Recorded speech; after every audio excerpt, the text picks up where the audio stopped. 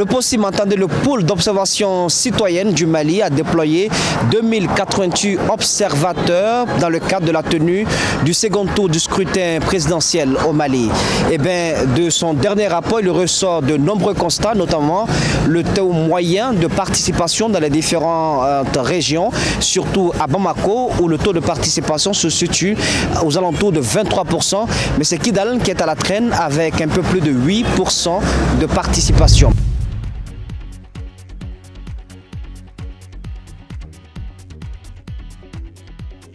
Le nombre de cartes d'électeurs qui a été distribué, le nombre de cartes d'électeurs, c'est 6 millions, à peu plus de 70% de cartes d'électeurs distribuées sur l'étendue du territoire national pour 8 millions d'habitants.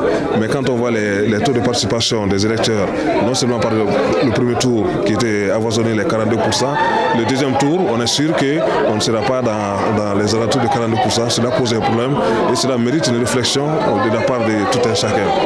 Nous avons aussi remarqué qu'il y a eu des incidents majeurs sur l'ensemble du territoire national et aussi la faible mobilisation pendant le deuxième tour. Et nous sommes sûrs qu'au finish, on n'aura pas les taux de participation qu'on a remarqué au premier tour.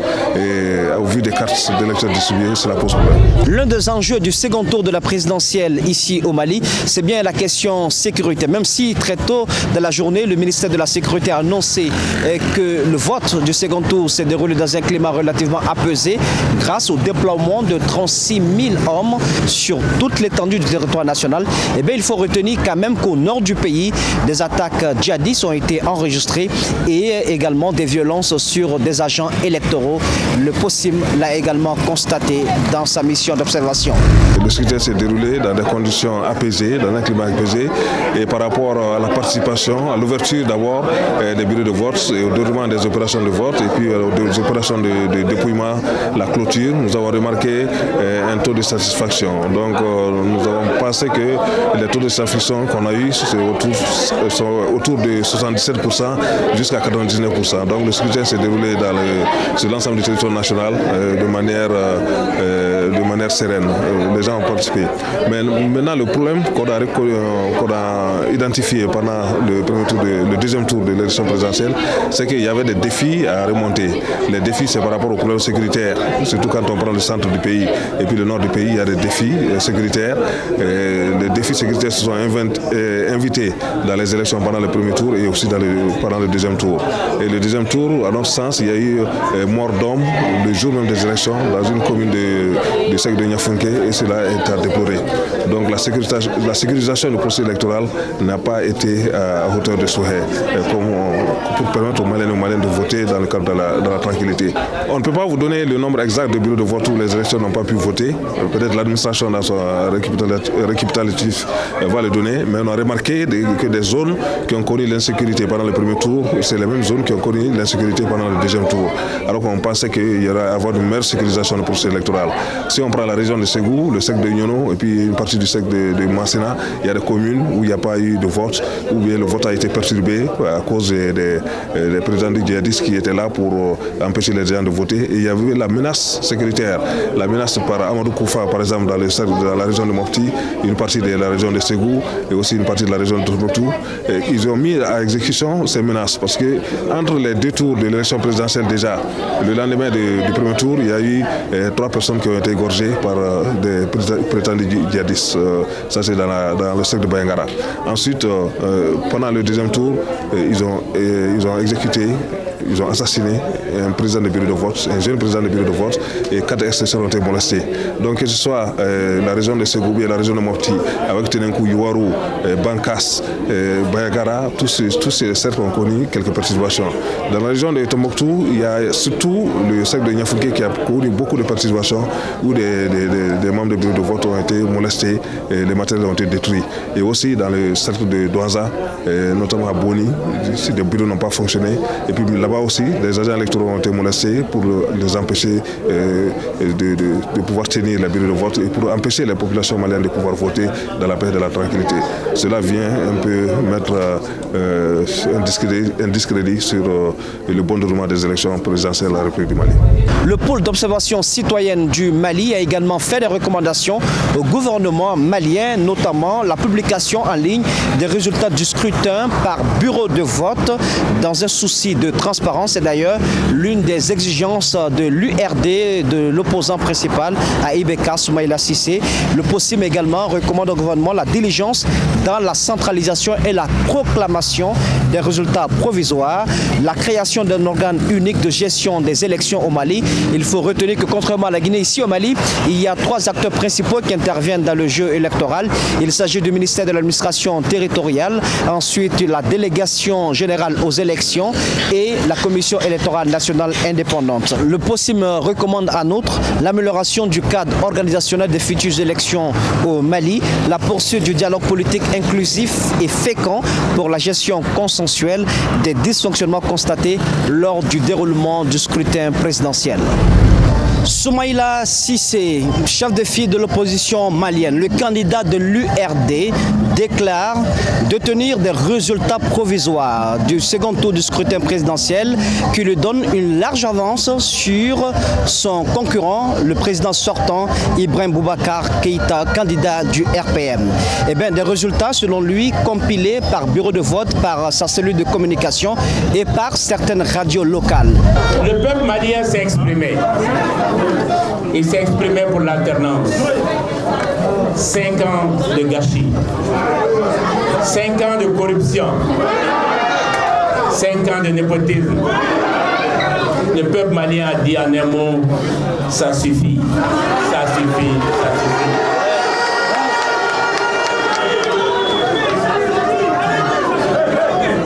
Nous avions une large avance sur le président sortant.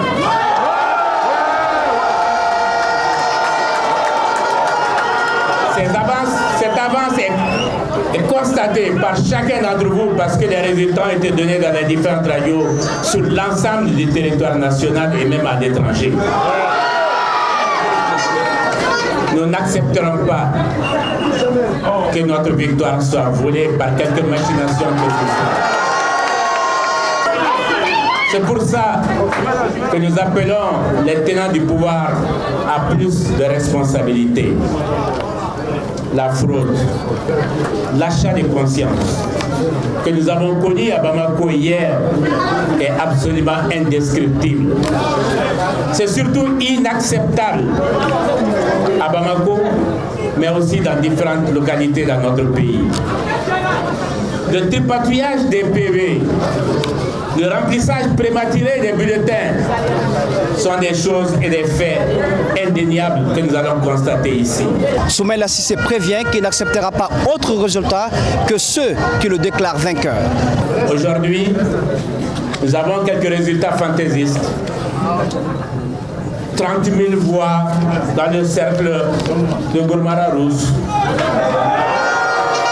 9 000 voix en Deramboukan, 11 000 voix à Tombouctou, Tendermen 6 300 voix, Tessaline 4 900 voix pour le président sortant. Nous avons déjà assisté à cela au premier tour. Nous allons continuer aussi à voir ça au deuxième tour.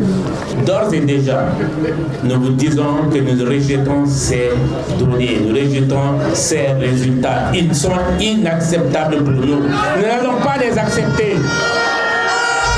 Il a par ailleurs fustigé la descente musclée des hommes en uniforme dans les locaux de sa cellule de communication Smart Media.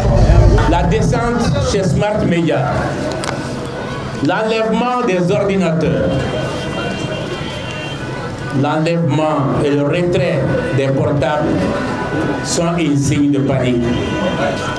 Nous travaillons avec Smart Media depuis plus de 5 ans. Une petite société malienne qui nous a rendu beaucoup de services.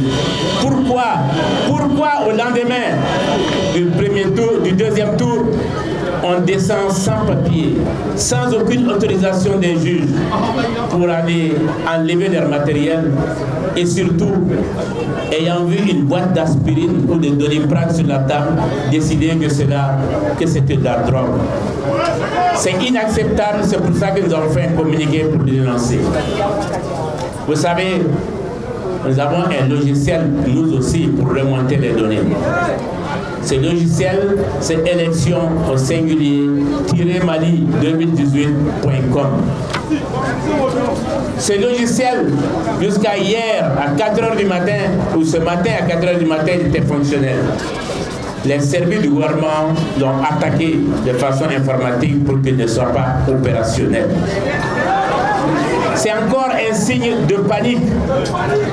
On prend le matériel de la société de communication, on nous attaque sur l'informatique pour nous empêcher de compiler nos résultats. Mais les résultats que nous avons sont en notre faveur, sont en votre faveur, sont à la faveur de la famille. Le chef de file de l'opposition malienne demande par ailleurs à ses militants de rester vigilants et mobilisés avant la proclamation des résultats provisoires du second tour de la présidentielle. C'est pourquoi nous devons rester mobilisés, rester mobilisés, rester mobilisés. C'est extrêmement important pour la victoire de la démocratie. Rester mobilisés pour l'alternance dans notre pays. Rester mobilisés pour que le changement qui est demandé à l'intérieur de notre pays soit le changement tant attendu par le peuple malien. Je voudrais vous dire encore une fois merci. Vous dire que nous n'accepterons plus des résultats bricolés. Nous n'accepterons plus le mensonge. Nous n'accepterons plus le tripatouillage. Nous n'accepterons plus l'achat des consciences. Nous disons non à la dictature de la fraude. Le Mali ne sera pas construit sur la fraude. Nous n'accepterons pas qu'un président malien soit élu par la fraude. Vous savez, il y avait 24 candidats. Le président, dans la plupart des bureaux de Bamako, avait plus de 200 voix. Où sont passés brusquement ces 200 voix? Ces voix ont disparu. C'était donc le résultat de la fraude. Vous savez, dès qu'il y a un certain nombre de voix par urne, il y a fraude, il y a suspicion de fraude. Et je vous assure que techniquement, nous allons démontrer qu'il y a de la fraude. Et nous n'accepterons pas la fraude. Les yeux sont désormais rivés à Bamako vers le ministère de l'administration territoriale. Les résultats provisoires du second tour de l'élection présidentielle pourraient être proclamés dans moins de 48 heures.